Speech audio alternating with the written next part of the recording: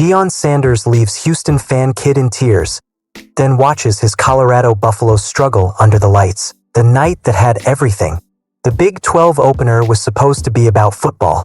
It was supposed to be about Colorado's transition to a new era under Deion coach Prime Sanders, about Ryan Staub's chance to cement himself as QB1, and about proving the Buffaloes could hang with the best in a physical, relentless conference. Instead, Friday night in Houston became something bigger. It was a night of soaring emotion, quiet moments of humanity, and gut-wrenching football reality. It was a night where Coach Prime reminded everyone why he's one of the most magnetic figures in sports, and a night where his team reminded everyone why they still have a long way to go. Before a ball was even snapped, Sanders managed to steal the show. And then, once the game began, Houston stole it back. A heartfelt gesture that stole the pre-game spotlight. The pre-game scene was electric. Houston had been rolling through its early schedule, outscoring opponents 62-9 across its first two contests. The fans at Stecu Stadium were loud, ready, and eager to witness the Cougars' first true test of the season.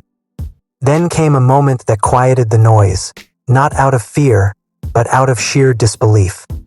Deion Sanders, dressed in his trademark all-black Colorado gear, was making his way along the sideline when he noticed a young Houston fan leaning over the railing wide-eyed.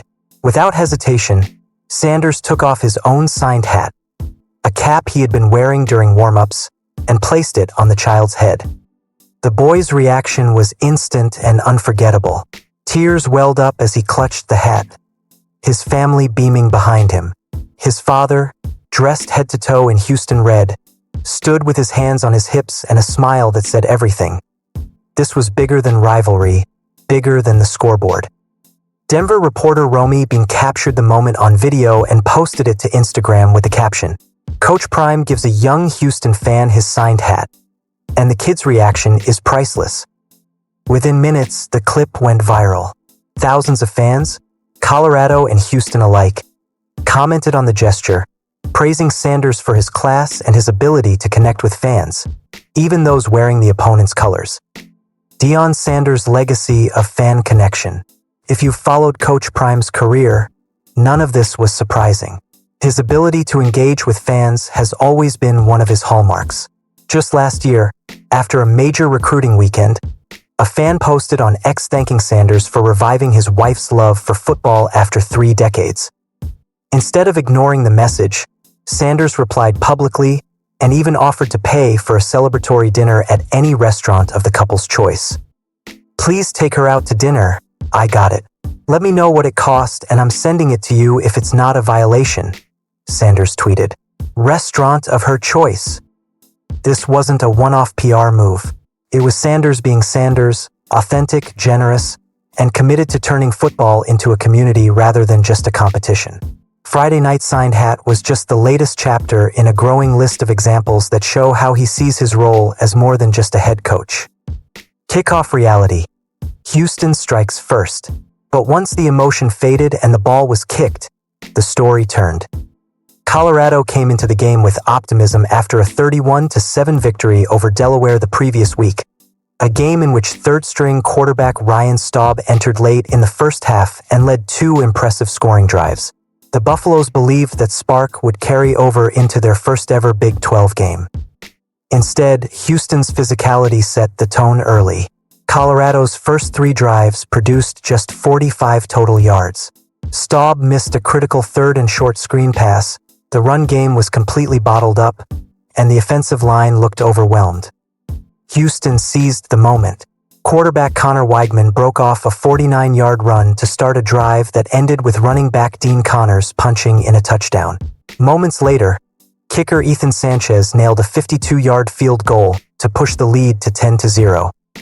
By the end of the first quarter, Colorado was down double digits and scrambling for answers. Colorado fights back. Staub shows grit. The second quarter offered a glimpse of why Coach Prime believes in Ryan Staub. The redshirt sophomore shook off his rough start and began finding rhythm with his receivers.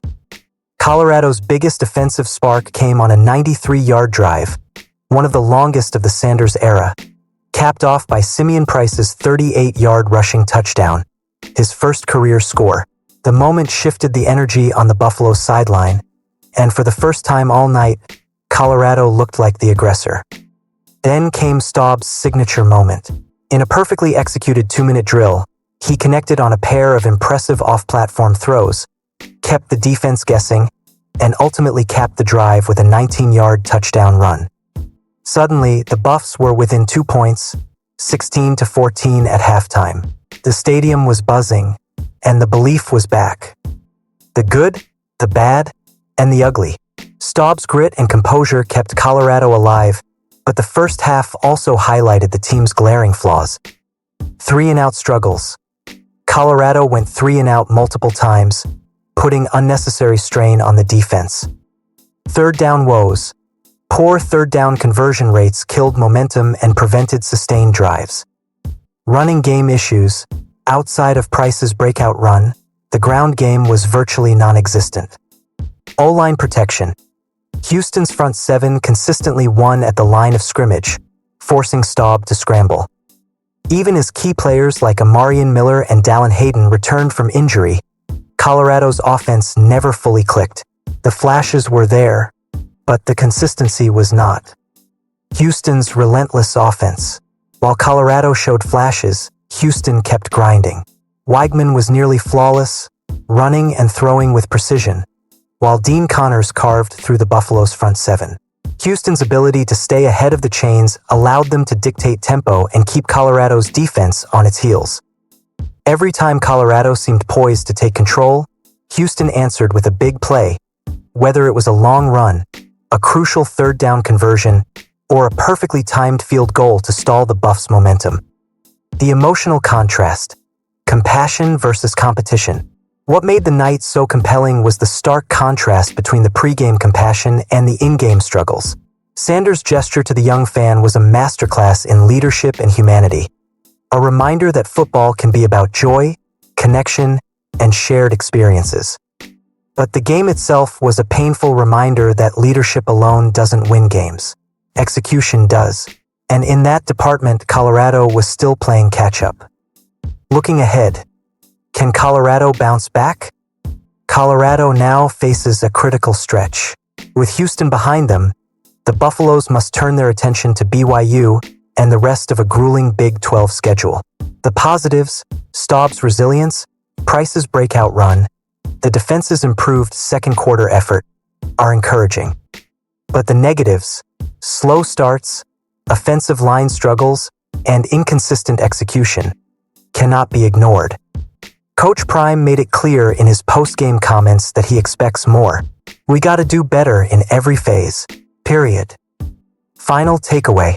Friday night in Houston will be remembered for two things: a heartwarming moment that left a child in tears of joy, and a football game that left Colorado fans with tears of frustration.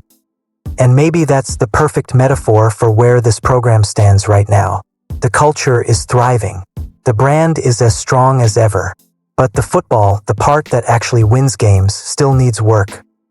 Coach Prime has always preached that success is a process. If the Buffaloes can learn from nights like this, if Staub can grow into his role and the offensive line can stabilize, Colorado can still be a force in the Big 12. But for now, the lasting image from Houston is a signed hat, a smiling kid, and a team still searching for its breakthrough.